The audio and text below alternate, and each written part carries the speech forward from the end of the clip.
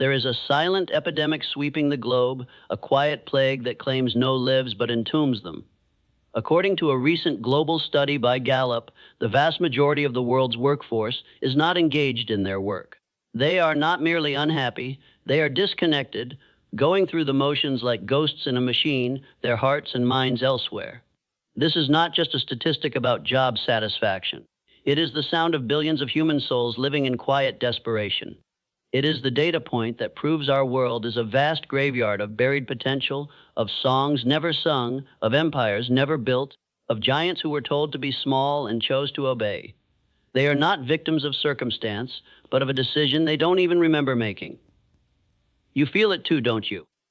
That gentle but persistent ache of a future you were meant to have, the phantom limb of your own greatness.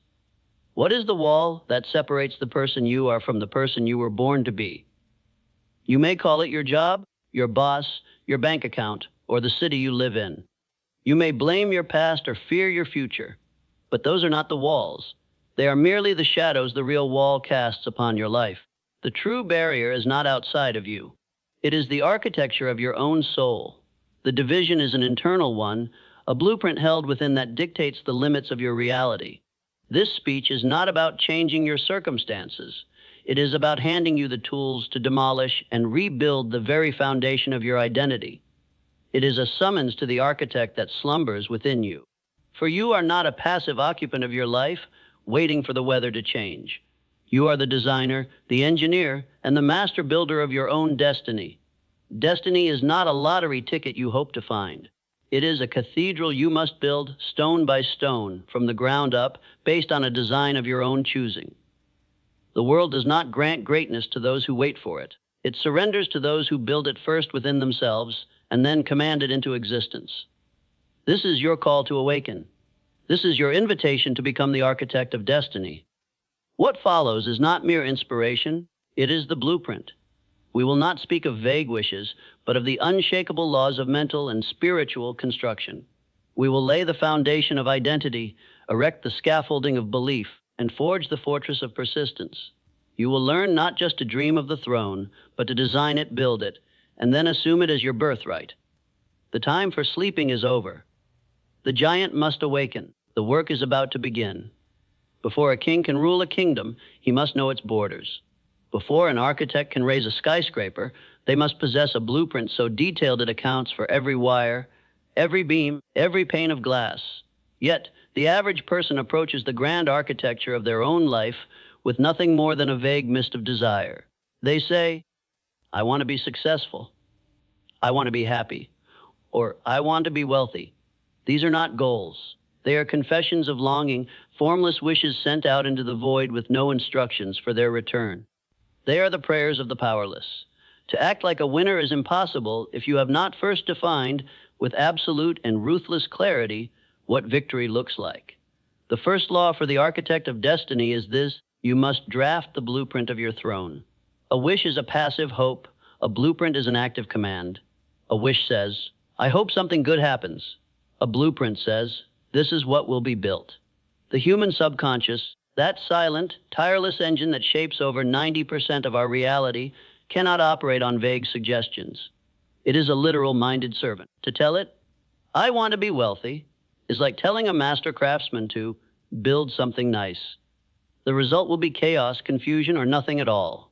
Your mind requires a definite chief aim, a target so clear and luminous that it burns away the fog of indecision and focuses all your faculties, conscious and unconscious, upon its attainment.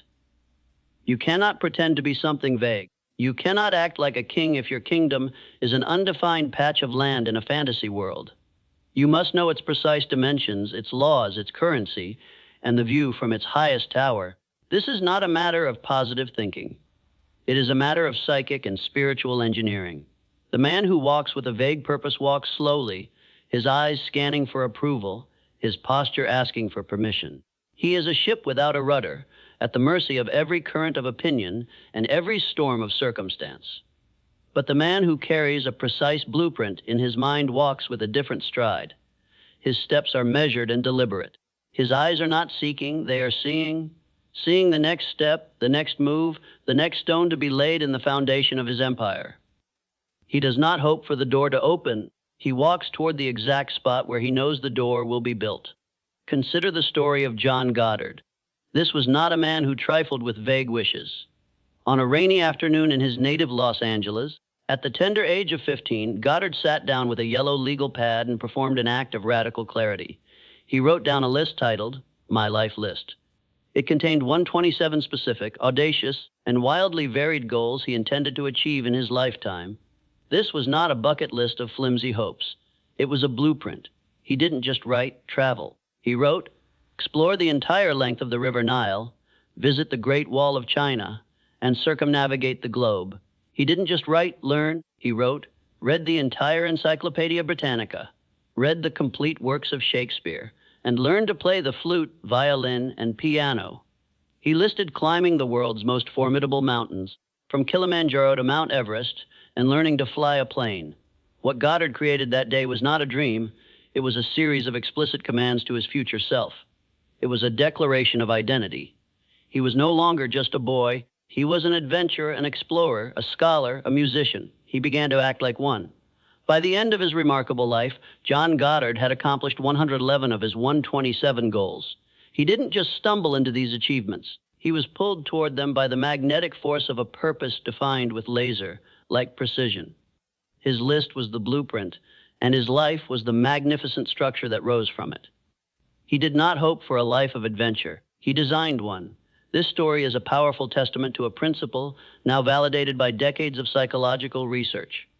Dr. Edwin Locke, a pioneer in the field, developed what is known as goal-setting theory. His extensive research concluded, unequivocally, that specific and challenging goals lead to far higher levels of performance than easy goals or vague intentions like do your best. A clear blueprint, Locke found, focuses your attention, mobilizes your energy, increases your persistence, and motivates you to develop strategies to succeed. It transforms you from a passenger into a driver. So, how do you draft your own blueprint? Take out a pen, not a keyboard. A pen. There is a primal connection between the hand and the brain. Write down in the present tense exactly what you intend to do, become, or create. Do not write, I will be a great writer. Write, I am a great writer whose books sell millions of copies and change the lives of my readers. Do not write, I want to be financially free. Write, I am financially sovereign with a net worth of X amount, and my wealth provides me with the freedom to live and give on my own terms. Be audacious. Be specific. Quantify it. Describe it with all your senses. What does your victory look like? What color is the car? How many people are on your team? What does the air smell like in your office? How does it feel to wake up in the morning knowing your blueprint is becoming reality? This document is not for public consumption.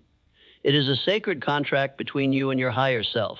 It must be read aloud with force and conviction twice a day, once upon waking to set the course for your day, and once before sleeping to impress its command upon your subconscious mind as it begins its unseen work.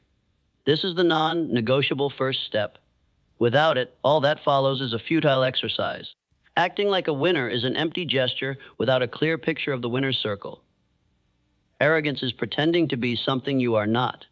Confidence is knowing, with unshakable certainty, the man you are in the process of becoming because you have seen the blueprint.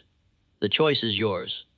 Will you wander in the fog of vague desire, or will you draw the map of the world you intend to conquer?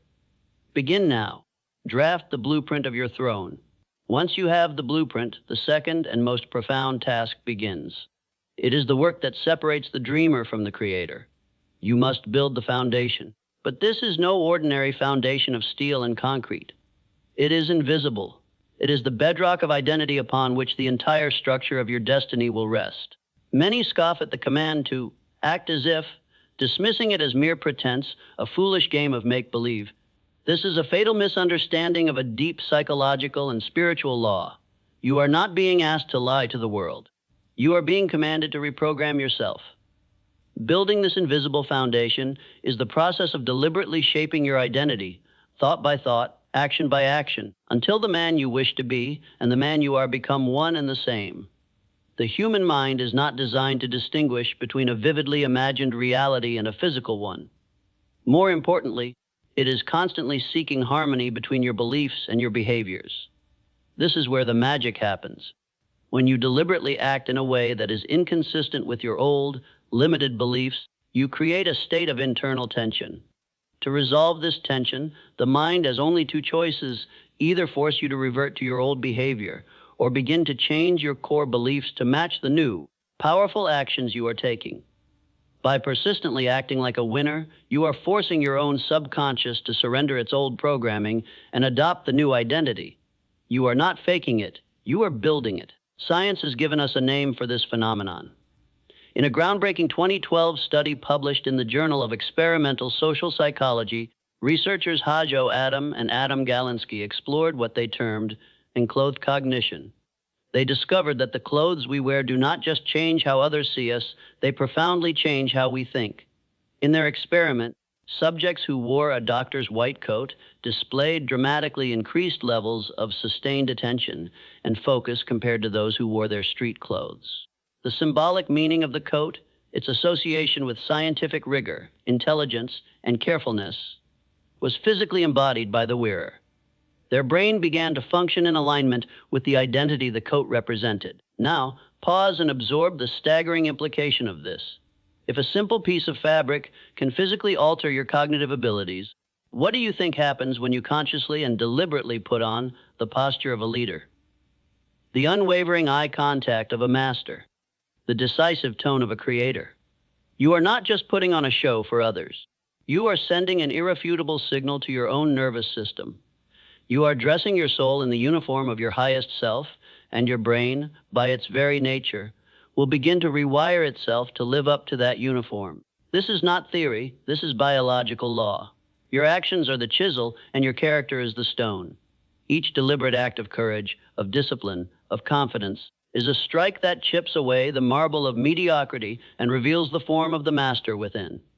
History provides us with a more dramatic and perhaps more powerful example. Look to George Washington during the brutal winter at Valley Forge in 1777. The American Revolution was on the verge of annihilation. His Continental Army was a freezing, starving, ragtag collection of men, many without shoes, leaving bloody footprints in the snow. Disease was rampant. Desertion was a daily reality. From a logical standpoint, all was lost. Yet, how did Washington act?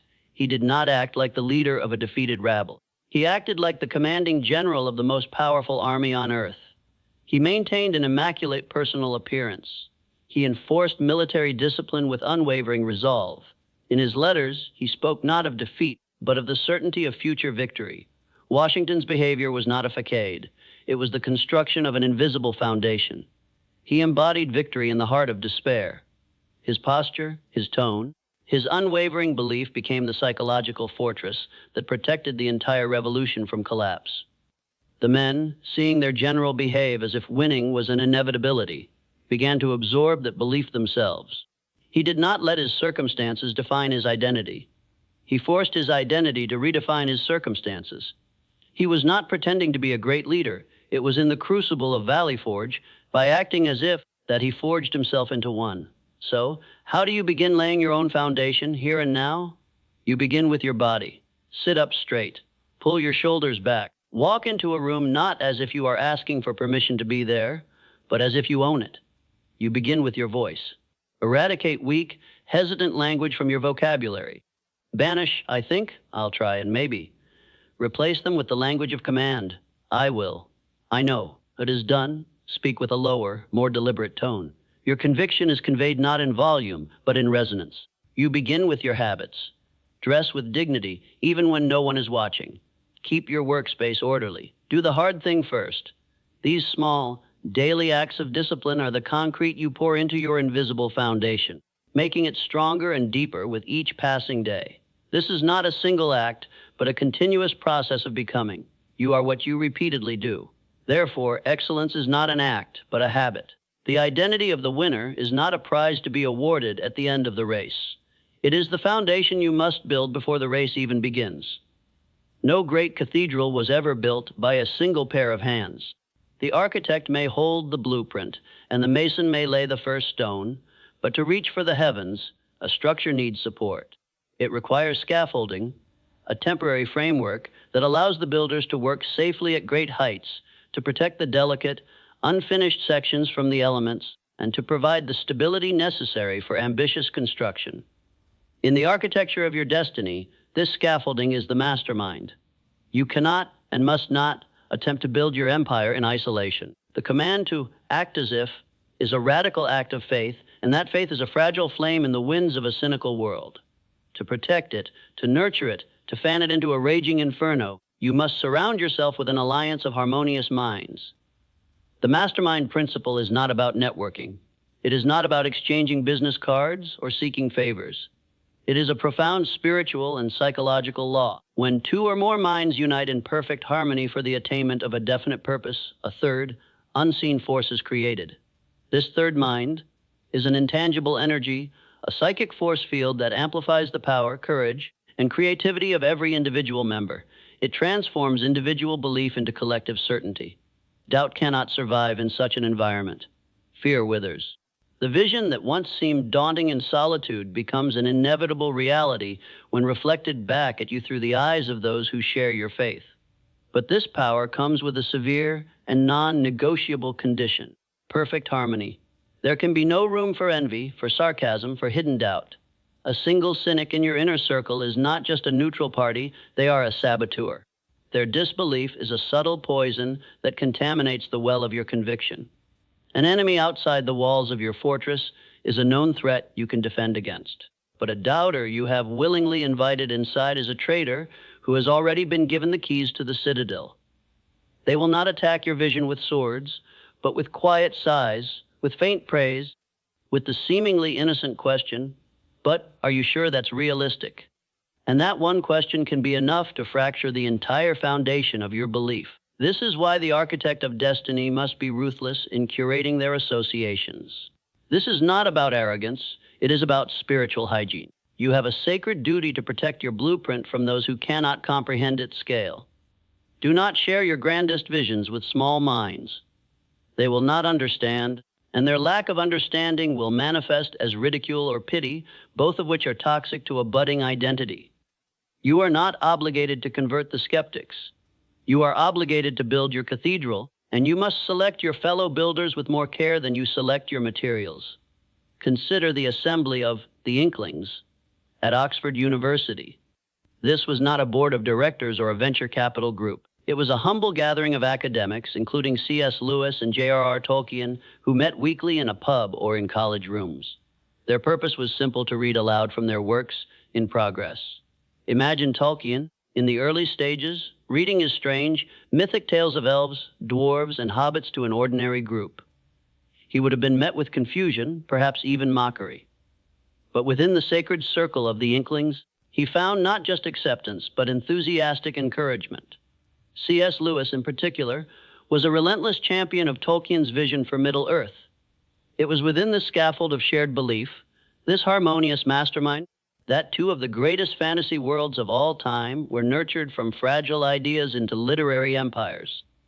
Without the scaffolding of the Inklings, The Lord of the Rings might have remained a private hobby, a dusty manuscript in a drawer. So, how do you erect your own scaffolding? You begin by taking inventory. Who are the 5 people you spend the most time with? Do their conversations elevate you or drain you? Do they speak of possibilities or problems? When you share a victory, do they celebrate it genuinely, or do you sense a flicker of envy? Be brutally honest. Your environment is not neutral. It is either a greenhouse or a freezer. If your current circle is not amplifying your belief, you must make a change. This may mean walking alone for a season. The path of the architect often begins in solitude. But like attracts like. As you continue to walk, speak, and act in accordance with your new identity, you will begin to radiate a new frequency. You will become a magnet for others who resonate with that same vibration of purpose and certainty. Your future mastermind members are out there, but they will not find you if you are hiding your light amidst the shadows of doubters. If you cannot find such minds in your immediate vicinity, then create them in your imagination. Napoleon Hill, the very man who codified this principle, famously created an invisible council of the greatest minds in history. He would sit in silent council with men like Lincoln, Carnegie, and Emerson. He would present his problems to them in his mind, and then listen in silence for the answers that would bubble up from his own superconscious amplified by the imagined presence of these giants. Your subconscious cannot distinguish between a real conversation and a vividly imagined one. By filling your mind with the imagined council of winners, you mold your own thinking in their image. Let every meeting of your mastermind, real or imagined, serve one core purpose: to remind each other of the identity you have chosen. When a member falters, the group's duty is not just to offer a shoulder to cry on, but to speak belief back into them, to remind them of the blueprint, to hold up a mirror that reflects their highest self, not their momentary weakness. A true mastermind does not just encourage, it resurrects the winner when he begins to forget who he is. Your scaffolding is not there to catch you when you fall. It is there to ensure you never stop climbing. You have the blueprint. You have laid the invisible foundation of identity. You have erected the scaffolding of belief. Now, the construction begins in earnest, and with it comes the one absolute guarantee in the life of any architect: the storm will come, the ground will shake, the winds of criticism, rejection, and outright failure will beat against your unfinished walls. This is not a possibility, it is a certainty. The universe tests every great structure. Failure is not a demolition crew sent to destroy your work. It is a divine structural engineer sent to reveal its weaknesses. The great question is not whether you will face failure. The great question is whether you have forged a fortress. Persistence is the spiritual and psychological steel from which this fortress is made. It is the refusal to surrender your identity in the face of contradictory results. It is the unwavering expression of belief through continued action, especially when that action appears futile. The world is filled with brilliant architects whose blueprints now yellow in dusty drawers, their foundations abandoned at the first sign of a crack. They mistook the test for a final verdict. The architect of destiny, however, understands that failure is not the end of the construction. It is part of it. Consider the story of a man who waged a 5-year war against dust. Sir James Dyson, the British inventor, was frustrated by his vacuum cleaner, which constantly lost suction as its bag filled with dirt. He had a vision for something better, a cyclonic separator that would spin dust out of the air without the need for a bag. It was a brilliant idea, a clear blueprint. But turning that blueprint into a reality became a grueling siege. He worked alone in a small workshop behind his house, wrestling with physics and mechanics. Prototype after prototype failed. They clogged.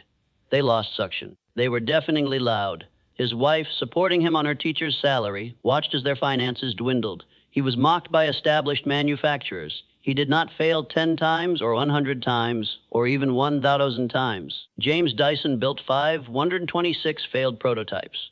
For 5 years, every single day was a masterclass in apparent failure. Think of the immense psychological pressure of that number. Think of the temptation to conclude, this is impossible. But Dyson's identity was not tied to his daily results. His core identity was unshakable. I am a problem solver. He did not see 126 failures. He saw 126 steps that taught him what not to do. Each failed prototype was not a tombstone for his idea, but another stone in the wall of his fortress of knowledge. The 127th prototype worked. Today, the Dyson Company is a multi-billion-dollar global empire built upon a foundation of 126 failures. His fortress held. This stubborn, relentless spirit is not some mythic quality reserved for heroic inventors. In recent years, science has given it a name: grit. Psychologist Angela Duckworth, in her groundbreaking research, defined grit as the marriage of passion and deep perseverance toward long-term goals. Her extensive studies at places like the West Point Military Academy and the National Spelling Bee revealed a startling truth: grit, not talent or IQ, was the most reliable predictor of who would ultimately succeed. Talent, Duckworth notes, is common. Many people have a brilliant blueprint. But the world is not run by the talented, it is run by the gritty. It is run by those who choose to persist when the initial excitement fades, when the obstacles mount, when the world tells them to quit. Persistence is the forge where talent is hammered into strength. It is a decision, not an emotion. You do not wait until you feel persistent. You choose to be persistent, and in the act of choosing, the feeling follows. So how do you build this fortress in your own life? First, you must redefine failure. It is not your enemy, it is your consultant. When you are rejected, you have not been told you are worthless, you have been given data that your current approach is ineffective.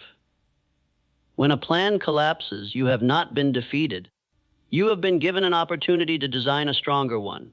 The wall you just hit is not a prison, it is a signpost telling you where the door is not, forcing you to find a new path. Second, you must control your physical and verbal response to setbacks. When you receive bad news, do not let your shoulders slump. Do not let your voice drop into the register of a victim. Stand taller. Breathe deeper. Hold the line. Your body's posture sends a direct signal to your brain. A defeated posture signals the release of cortisol, the stress hormone. A powerful posture signals the release of testosterone, the confidence hormone. Act like a general whose fortress is under siege. Calm, decisive, and focused on the counterattack, not the cannonballs. Third, you must act again quickly.